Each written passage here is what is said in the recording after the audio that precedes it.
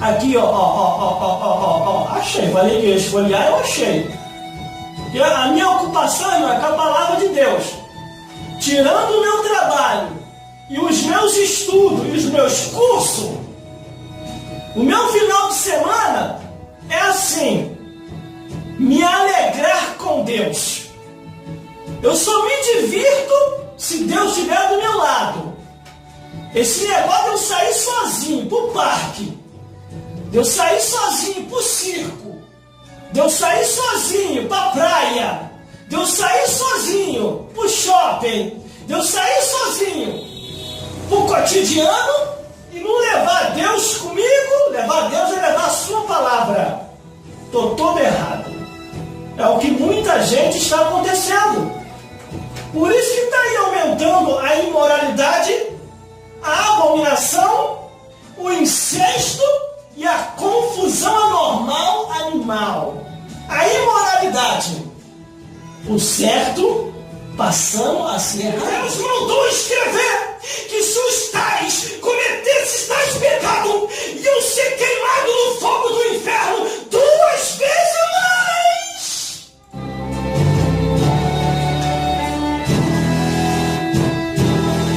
Mas, irmão, nunca vi ninguém falar isso. É porque a maioria está se mundanizando. Está multiplicando o número de falsos profetas que não pregam mais a palavra da verdade, que em vez de dar testemunho, eles estão trazendo testemunho, escandalizando a obra de Deus. E outra, não esqueci não, Evangelho do Coração aqui, ó. Se Deus quisesse coração, deixa isso aqui escrito, ó. Mas o que sai da boca procede do coração, e é isso que contamina o homem. Porque o que procede do coração são os maus pensamentos, as mortes, os adultérios, a prostituição, os furtos, os maus testemunhos, as blasfêmias. São essas que contaminam o homem. Meu Deus do céu, eu vou falar aqui hoje.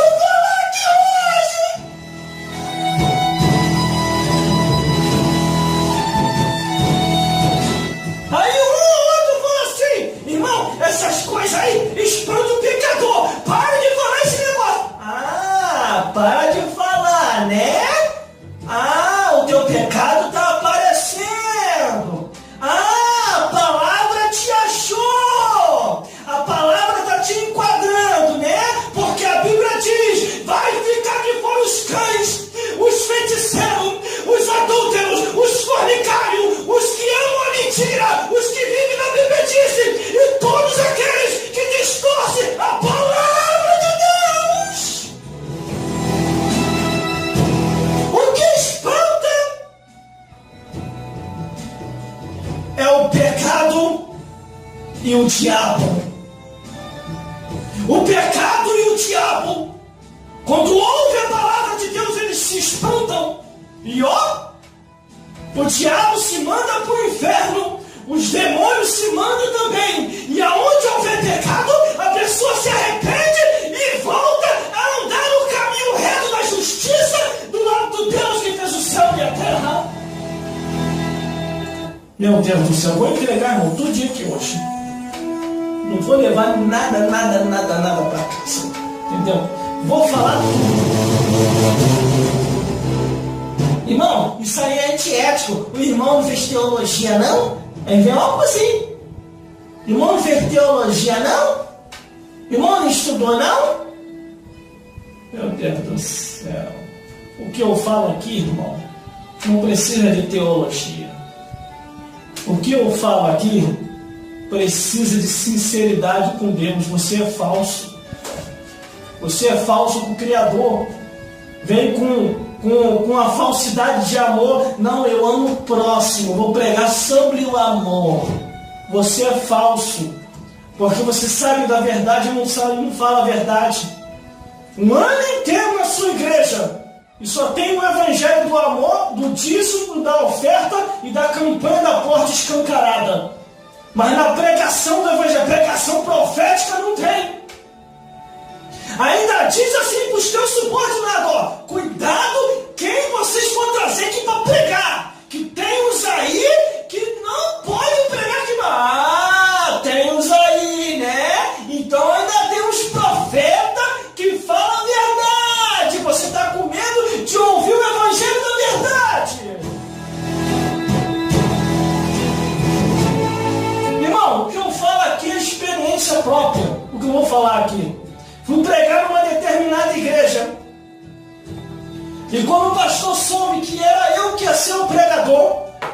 Ele chamou o presbítero dele no canto e falou assim com o presbítero dele: você está vendo o problema que você me arrumou? E o presbítero dele não entendeu nada e perguntou: que problema, meu pastor? Quem mandou você trazer esse maluco para cá? Eu conheço esse rapaz. Esse rapaz é o da rádio, que só vive pregando 100% Bíblia Sagrada. Você é doido, você é maluco. E agora?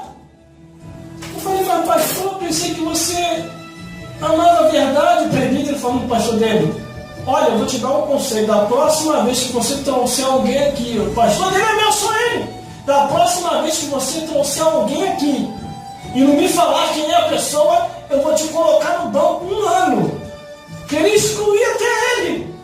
Mas irmão, como é que o irmão sabe disso? Ele me falou.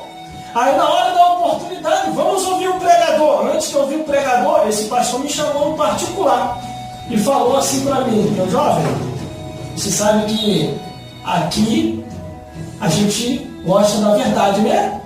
Aí eu: amém, pastor, eu também amo a verdade. Eu inocente, não sabia de nada, mas aqui existem algumas verdades que não se pode falar.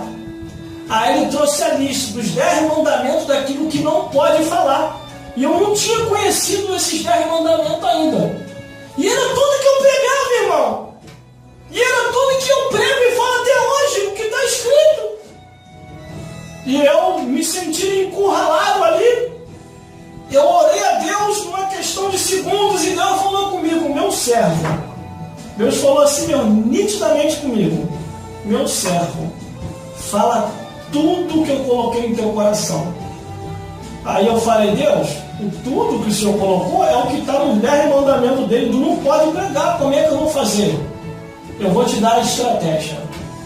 Aí Deus me deu uma revelação, irmão, dentro da igreja. Deus me deu uma revelação. Isso aconteceu comigo. Dentro da igreja, Deus me deu uma revelação. Eu vi 2 microfones, um com fio e o outro sem fio.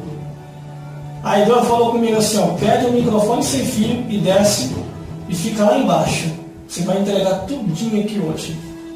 Falei: meu Deus do céu, vou morrer aqui hoje. Mas Deus falou, fazer o quê, né? Eu falei: pastor, o cara tem microfone sem fio, que eu senti de Deus de pregar lá embaixo. E o pastor falou: você vai pregar lá embaixo, mas cuidado o que você vai falar. Não me ameaçou ainda. Eu falei: não, pode ficar tranquilo, só vou falar o que está determinado para falar. E ele: você sabe, né? Não, eu sei. Desci, estou lá embaixo pregando, comecei levezinho. Daqui a pouquinho, irmão, desceu o fogo. Quando desce o fogo, irmão, não adianta. Quem é de Deus verdadeiramente não consegue se segurar. Quando o fogo desceu, logo após veio a revelação, eu tive que entregar tudinho, igual o prego aqui, irmão. O pastor ficou doido. O pastor ficou vermelho e virava para lá, virava para cá e toma-lhe Bíblia. E eu comecei a pregar dizendo assim: arrependei-vos, porque chegada a vós no reino dos céus. Deixai a abominação de lado, deixai os pecados de lado, deixai a bebedeira, a bebedice de lado, deixai a feitiçaria, porque Deus quer nos transformar. Arrependei-vos, porque chega a vós o reino dos céus. Meu Deus do céu! Terminei de entregar o recado de Deus. Fui entregar o microfone na mão dele. Ele virou as costas, o presbítero dele pegou o microfone. Aí daqui a pouquinho ele voltou. Quando ele pegou o microfone da mão do presbítero, que ele foi tentar me envergonhar no altar, 2 pessoas levantou no meio da igreja e foi lá na frente chorando e aceitou Jesus. E ele ficou sem fala. Quando o culto terminou, ele chegou no meu ouvido e falou assim: nunca mais tu prega aqui. Nunca mais tu pisa nesse lugar. E eu falei assim para ele: quem falou que eu quero voltar? Eu só vim aqui orientado por Deus.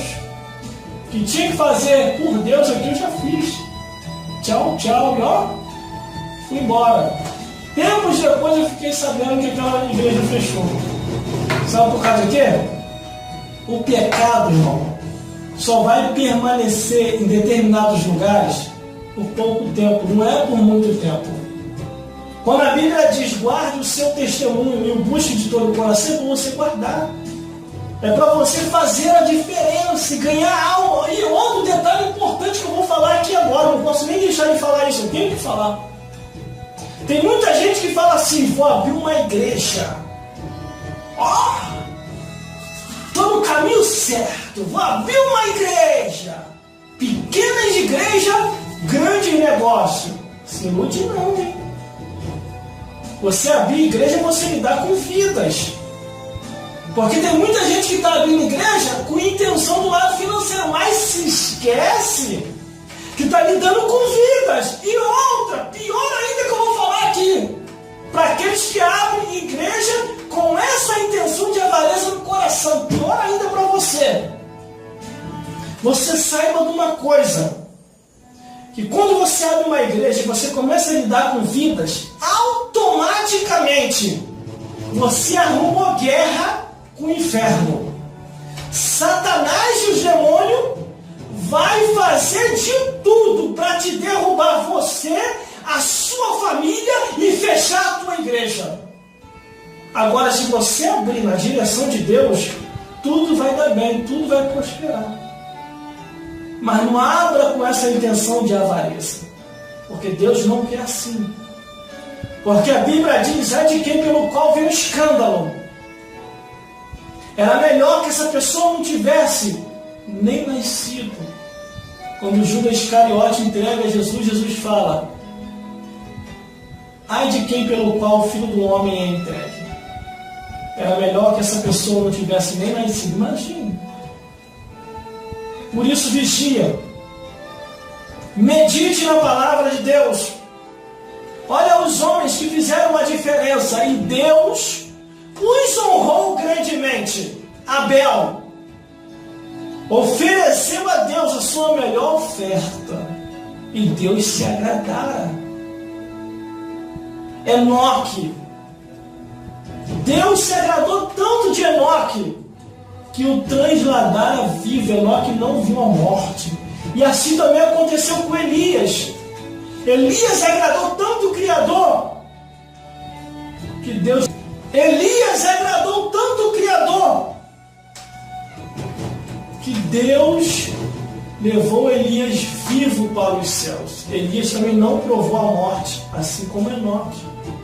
Os dois subiram vivos lá para cima. Você está entendendo aí? A melhor coisa que tem, meu irmão e minha irmã, é você agradar ao Deus que fez o céu e a terra. É a melhor coisa que você faz nessa vida. Não existe coisa melhor do que isso, porque a Bíblia diz que não trouxemos nada para essa vida, e desta vida para a outra não levaremos nada. Noé foi pregoeiro da justiça, pregou o evangelho e conseguiu salvar a sua família. Mas depois, por causa da pinga, irmão, acabou fazendo o filho pecar. Vigia com isso, porque isso não é de Deus, não. Abraão se tornou amigo de Deus. Deus falou assim para Abraão, Abraão, tu é meu amigo, eu vou fazer que a sua mulher, ela é estéril, ela vai ter filho. Creia tão somente. Isaac esperou em Deus e foi abençoado. Jacó também alcançou a bênção de Deus. As 3 que eram estéril teve filho. Sara, Rebeca e Raquel. Elas 3 alcançaram a promessa de Deus.